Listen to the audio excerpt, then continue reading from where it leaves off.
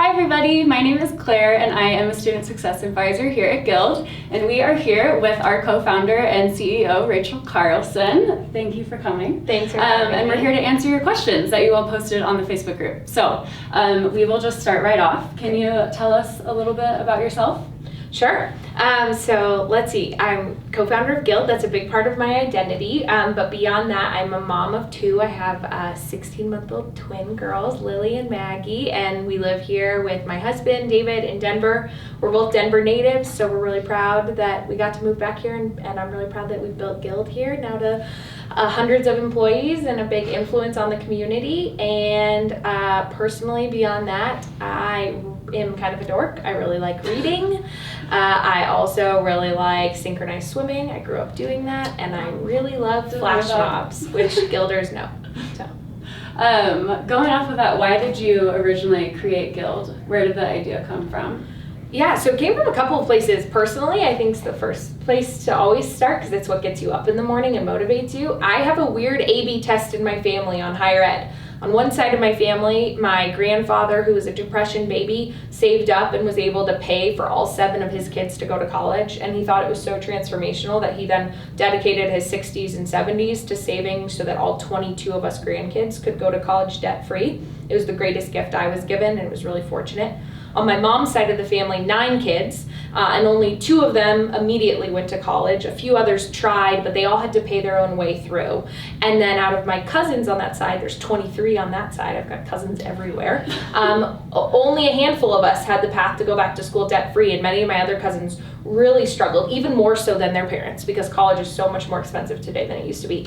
And what I found is, even though that my mom's side of the family has a few more IQ points, and I'm comfortable saying that on camera because it's that true, those cousins have had a way tougher go at life because they had to either choose tremendous student debt or passing up college and finding another way to make a living, versus the 22 cousins who all had a debt-free path to college, who've really just had infinite opportunity. And so that's the personal motivation, and where it starts for me is that I think education unlocks opportunity for people. And then the more philosophical is I did a number of years of research, spent a lot of time working in the community college system, coaching students, and then spending a lot of time with faculty and business leaders to figure out how do we actually bring workforce and higher ed closer together. And I think we're doing a pretty good job of it at Guild today. That's amazing. The college and the cousins. College and we have cousins. 10 cousins. Yeah, there you go. Yeah. And I know you mentioned flash mobs in the very beginning, so I know that's one of my favorite Guild memories. Could you tell us a little bit more about that? Yeah, so I said this earlier, former synchronized swimming coach. I don't get in the pool much anymore, so I had to find a way to translate that love. And I planned a couple flash mobs for friends' weddings or celebrations. So when it came time to celebrating our first Guild college graduate, it was the first thing that came to mind, and luckily he was local. He was here in Denver, and so we got the whole crowd together. We decided we would plan a flash mob to surprise Carlos at his Chipotle.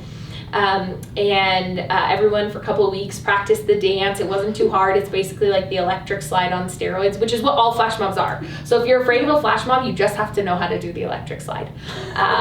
There's one takeaway from today. It should be that. They're not that hard. It's a beginner. Yeah, it's a beginner flash mob.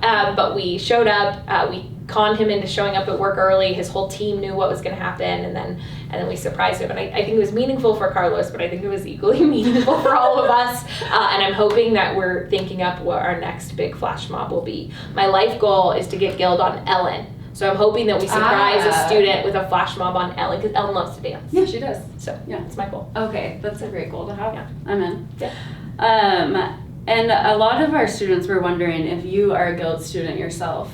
Great question. I'm not right now, but I was while I was building Guild. So I actually finished 2 master's degrees while building Guild. I got my MBA and my master's in education over the course of 2 years. And during those 2 years, I actually founded one tech startup called Student Blueprint, and we sold it to a bigger company that wanted to use our technology. And then I founded Guild. So I am not currently taking classes. Most of my free time right now is changing diapers and taking care of babies. I hope to get back into classes, but I think I'm degreed out for right now. I think the next thing I do will probably be more certificates. I feel like I'm behind on digital marketing, so that's something I'd really like to learn more about in my next chapter, as well as analytics.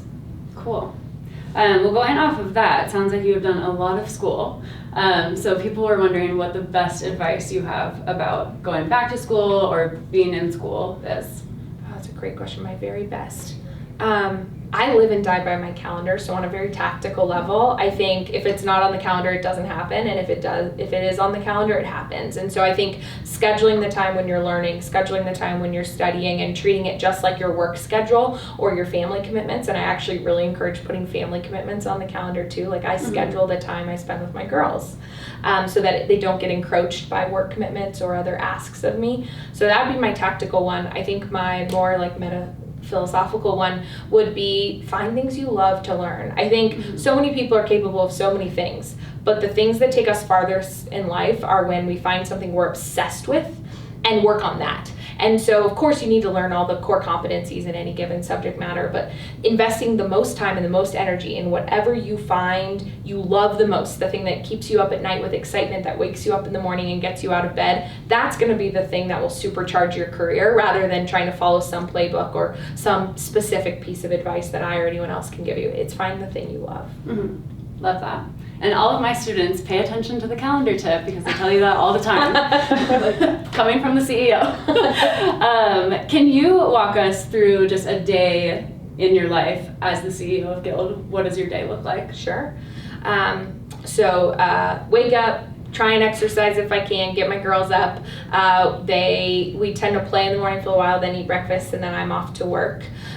Here at Guild, the day starts typically with a stand-up or a meeting with the team. I have the pleasure of working with like the smartest people in the entire world, but they're the folks here at Guild who oversee our employer partnerships, oversee our student growth team with Josh, and then the team that oversees HR and recruiting and finances and all the pieces that make a business operate. I typically in any given day interview 1 to 3 people. We're hiring all the time at Guild, so I find that a big part of my job is interviewing and talent. I spend some time with existing employees, another big part of my job, and then spend time thinking about strategy. So for us, that's what's the next university we're going to partner with? What's the next employer that we're going to partner with? How are we growing to support the needs of our students? And how are we thinking not even just 3 or 6 months down the line, but we're now big enough that we're thinking years down the line. And so strategy consumes a lot of my day beyond a lot of the people stuff, which fills my cup. Yeah. How do we decide what schools and what programs to add to the Guild network? Sure. So I'm a dork and I think in 2x2s, which I'm sure all of you have professors who have too, so I'll lay it out that way. If you think of if you put all the universities in the world on a grid and you had price on one axis and quality on another, at Guild we want to be in the low cost, high quality quadrant. You've got the high cost, high quality quadrant, which are maybe the schools that everybody writes about in the New York Times, like yay for those schools, but they tend not to be accessible. They tend to be really for 18-year-olds, etc. Then you've got the high cost, low quality quadrant. That's a scary quadrant. A lot of the for-profit schools, a lot of the schools that are on the federal watch list, run away like hell from that. And then you've got low cost, low quality. Now, a lot of us have either attended those schools or partnered with those schools. Some of them are moving into higher quality, but it's a scary quadrant because we don't, even if cost is low, we don't want to send people somewhere. So we start with the 300 schools of 3,000 in the US that are in the high quality, low cost quadrant. I'm kind of tipping over my tongue saying that. High quality, low cost. It's like we should do that as like a warm up before we do voice things. Then within that 300, we've gotten to know all of them. So we've got a database that we've built. We evaluate all of them on things like what are their graduation rates for single moms. No one at the federal government had ever tracked that data point, so we now collect it. We ask things like how flexible are their calendars and their classes for working adults. We try and evaluate them on the needs of our students who are working adult learners, which is different than how the federal government has historically evaluated these schools. So we've built our own database, then we spend time getting to know those schools, and then we're slowly bringing them on over time.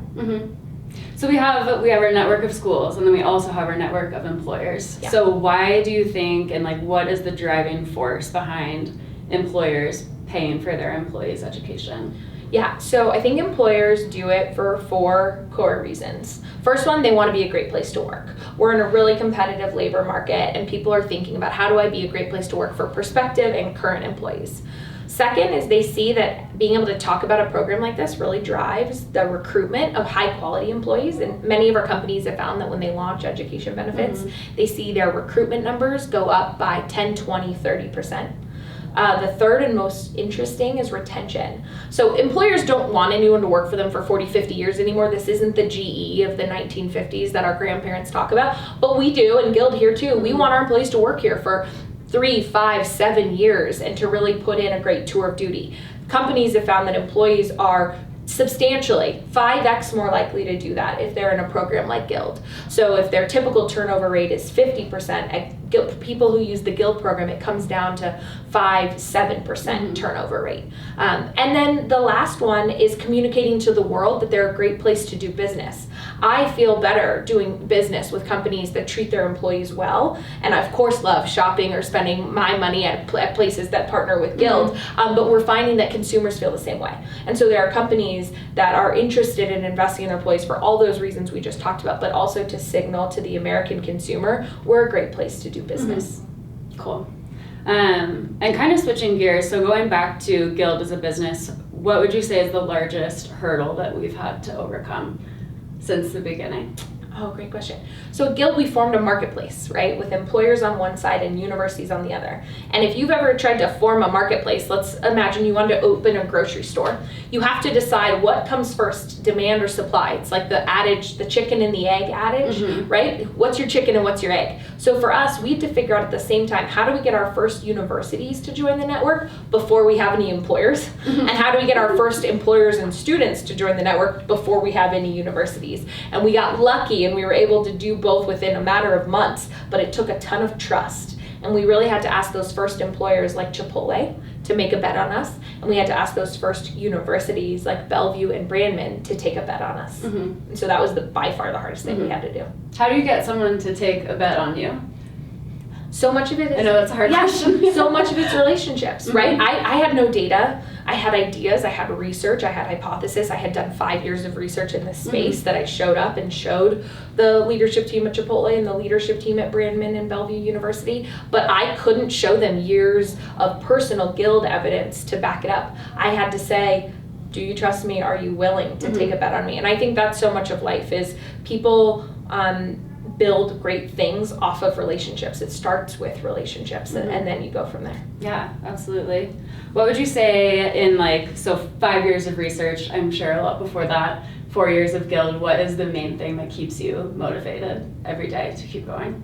Oh, absolutely, our students. That's why this is fun. I really, truly believe, as I said at the beginning, that education can just unlock unimaginable opportunity for people. I think if there's one key in our society today, in 2019, for Americans, it's the power to learn. And so what is most exciting to me is when I hear about, I was just hearing from the Walmart leadership team, I was with them last week, and they were sharing a story about Janine, who I met at Walmart shareholders.